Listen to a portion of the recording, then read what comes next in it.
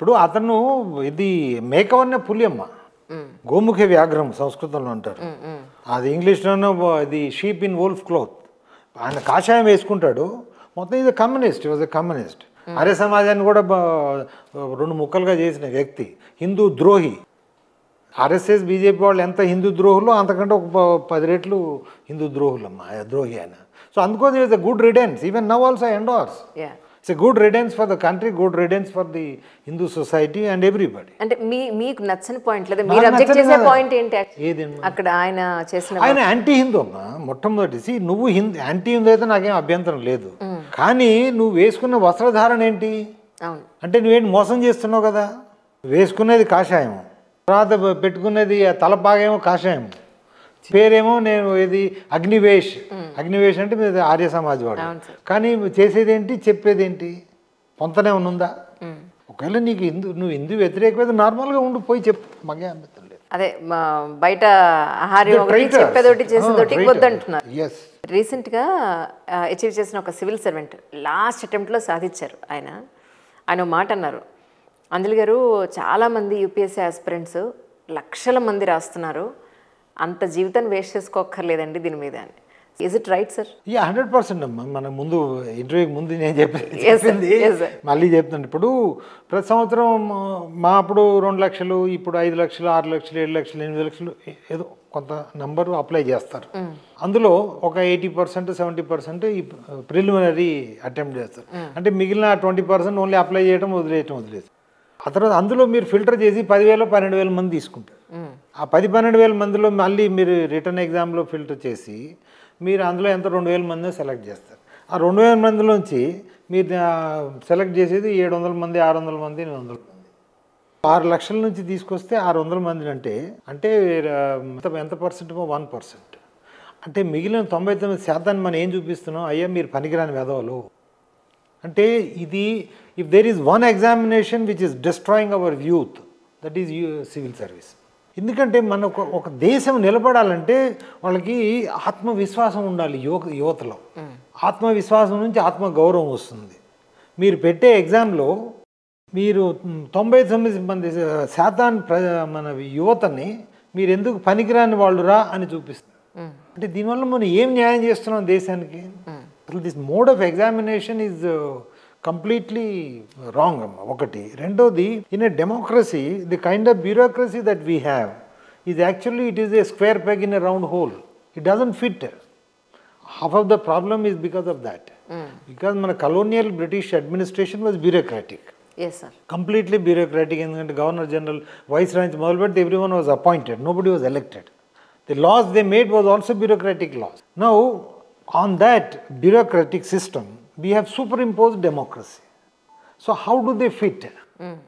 Because our democracy has not evolved from below, it has been superimposed on an existing colonial bureaucratic structure. So it's a round square peg in a round hole. So daniki then we are further complicating it by showing to the whole world that 99% of Indian youth are useless. ఆ తర్వాత 6 సార్లు మీరు చేస్తారు. పోనీ 2 అటెంప్ట్లు కన్నా కంప్లీట్గా చేసేస్తే 2 attempts, after 2 attempts nobody should be allowed to take exam అంటే మిగిలిన వాళ్ళ దాన్ని వాడు పోతాడు కదా సెలెక్ట్ కానివాడు. మీరు 6 అటెంప్ట్ 6 సంవత్సరాలు అంటే ఒక ప్రైమ్ యూత్లో 6 సంవత్సరాలు ఆ అబ్బాయి కానీ అమ్మాయి కానీ వేస్ట్ చేస్తారు. 30 ఏళ్ళు అప్పుడు 30 ఏళ్ళు వస్తాయి. తర్వాత ఏ చూసినా నచ్చదు. అప్పుడు మేము యూనివర్సిటీలో అనుకునేది, ఇప్పుడు శ్రీదేవిని చూసిన వాళ్ళు ఇంకేమన్నా అడుకోమని అంటున్నారు. రాజును చూసిన కళ్ళతో మంత్రిని చూసిన. సో అది మేము యూనివర్సిటీలో యూత్ అనుకునేది. అంటే అదే సమస్య వస్తుంది. సో కాబట్టి ఏ ఉద్యోగం నచ్చదు, ఏ వ్యాపారం నచ్చదు. సో ఇది యాక్చువల్గా ఈ సిస్టమే we have to get. In fact we have to think about the way we are administering the country. Bureaucratic system, whether this system is actually suited or not. If it is suited, whether any changes required, if so, what are those changes, and how do you actually make it congruent with the democratic system? Right. అది జరగట్లేదు. మనం ఏంటంటే పాతదాన్ని continue అవుతుంది, కొత్తదాన్ని continue అవుతుంది. అంటే ఇప్పుడు నేను ఈ సివిల్ సర్వెంట్స్ని చాలామంది ఇంటర్వ్యూ చేసిన తర్వాత మీలాగా చాలా రకాలుగా ఫైట్ చేసే సివిల్ సర్వెంట్స్ని చూశాను సార్. అంటే మీరు ఒకవేళ మీరు ఫైట్ చేస్తుంటే ఇంకొకళ్ళు రాజకీయంగా, ఇంకొకళ్ళు ఇంకొక రకంగా. సో బట్ చాలామంది పార్టీలు పెడుతున్నారు, వాళ్ళ ఉద్దేశాలని వాళ్ళ వాయిస్ని చాలా ఓపెన్గా జనాల్లోకి పంపించడానికి, జనాలను మార్చడానికి రాజకీయంగా అన్ని రకాలుగా. సో మీ వరకు మీరు కూడా ఏమన్నా రాజకీయాల్లోకి పొరపాటును కూడా లేదమ్మా. ఎందుకంటే ఇప్పుడు ఇట్లా మాట్లాడేవాడికి ఒక మీరు కూడా ఓటేరు నాకు, ఎవరో ఎందుకు ఇంత ముక్కుసూటిగా మాట్లాడేవాళ్ళు ఓట్లు కావాలి కదా. రాజకీయాల్లో ఉండాలంటే మనకు కావాల్సింది ఏంటంటే ప్రజల్ని ఆకట్టుకోవాలి. నేను ఇప్పుడే చెప్పాను, ఇది విభీషణుడు శ్లోకం చెప్పాను. మీరు ఉన్నది మాట్లాడితే మనకి మాట్లాడేవాళ్ళు తక్కువ, వినేవాళ్ళు అంతకంటే తక్కువ. ఎవరు నేను మాట్లాడితే వినడానికి ఎవరు వస్తారు చెప్పండి అమ్మా.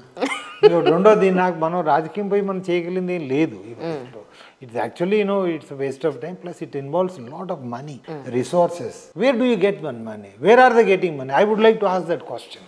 Suppose when you're starting a party, డబ్బులు ఎక్కడి నుంచి వచ్చినాయి? నేను మరి ఇన్నేళ్ళు పనిచేసిన తర్వాత కూడా I'm still staying in a rented house because my flat is under construction for last 5 years because అర్థం కూడా. సో అది నడుస్తుంది. Where are you getting so much money to run political party? మనం నీతులు చెప్తాము, నీతులు చెప్పడం వేరమ్మా, but where are you getting it? They travel in business class, they live in, they stay in 5-star hotels, they ride top class vehicles and this. But where are you getting all these fund? True. నిజాయితీ అనేది ఉద్యోగంలో ఉన్నప్పుడే కాదమ్మా, ఉద్యోగం బయట కూడా నిజాయితీ ఉండాలి. నిజాయితీ అనేది ఇట్స్ లైక్ మీరేమనుకోవద్దు. ఇప్పుడు suppose in fact someone told me about honesty. Sir. I said, what is great about honesty? It's like saying that, no, I am a man and you are a woman. It is something we are supposed to be honest. Yes, sir. If I go and start saying that, no, I am a man, how awkward it looks. Similarly, everyone should say, if everyone says that he is honest, what does it mean? He is supposed to be honest. Yes, sir. Isn't it? True. It is, in physics, it's called, it's a property of the particular item. Suppose electric charge undi. What is electric charge? It's a property of that particular thing. Yes, sir. So likewise, honesty is a property of an individual, of a human being. Suppose a woman and man have to maintain being faithful and all that. So all that is property of the. There is nothing extraordinary about that. And where are you getting all this money after having worked in government service for 35-40 years? How did you acquire so much money to run a political party? True. Joining politics is one thing, and then if you are interested, some political party invites you, you join and become like Vijay Ram Rao garu. He joined Telugu party. He was honest, dead honest. He is from my area only, but dead honest. Even Telugu minister unnagani, but then everyone knows that. He did not start a political party, but to start a political party. ఇప్పుడు ప్రస్తుతానికి మేజర్గా అందరూ మాట్లాడేది ఏంటి అని అంటే, education point of వ్యూలో మన చదువు మనకు ఉపాధిని కల్పించట్లేదు, మన చదువులో స్కిల్ లేదు అని.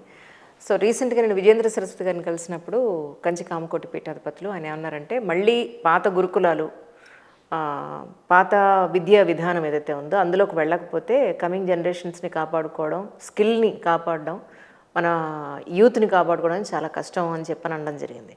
సో మీ ఉద్దేశ ప్రకారం ఇప్పుడున్న ఎడ్యుకేషన్ సిస్టమ్ ఎలా ఉంది, ఎలా మారాల్సిన అవసరం ఉందంటే ఏం చెప్తారు? ఇంగ్లీష్లో అంటే if I tell this one, you don't become what you eat. Kada. You become what you read and what you study.